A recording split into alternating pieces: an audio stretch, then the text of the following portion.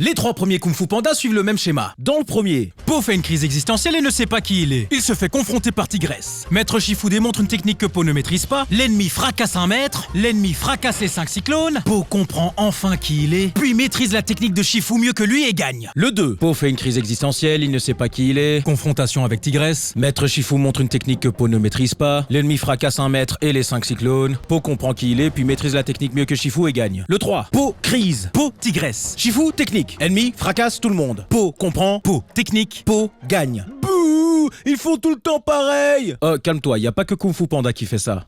Les films, les séries et même les jeux vidéo suivent très souvent un pattern, une structure. Pourquoi ? Parce que les structures rassurent. Elles donnent un sentiment de sécurité aux spectateurs et une certaine familiarité au lore. Tu sais par conditionnement et par habitude comment la plupart des films que tu regardes vont se terminer. Et ça te permet de te concentrer sur d'autres aspects du récit sans te prendre la tête. Mais du coup, les structures classiques, c'est paresseux ? Pas nécessairement. On utilise des structures dans presque tout ce qu'on entreprend. Si tu entrais dans un immeuble avec les portes de secours, ascenseurs et escaliers dans des endroits inhabituels, ça rendrait son architecture originale, oui, mais il risque de perdre en optimisation de l'espace, efficacité et fluidité de la circulation interne. Les films de Po parlent tous de quête identitaire, mais à différents niveaux et différents stades de la vie, mais en suivant plus ou moins le même schéma à chaque fois. Et qu'est-ce que ça donne quand ils le suivent pas ? Ben, ça donne le 4 et beaucoup ont détesté. Kung Fu Panda est ce qu'on appelle une saga réconfort. Quand tu t'y rends, tu t'attends à voir les mêmes éléments qui t'ont fait aimer le premier film. Et quand on ne les retrouve pas, ça nous donne le mal du pays. On ne se sent plus à la maison et du coup on rejette toutes les nouvelles choses que ce film a à nous offrir. C'est comme quand notre chanteur préféré change de style musical,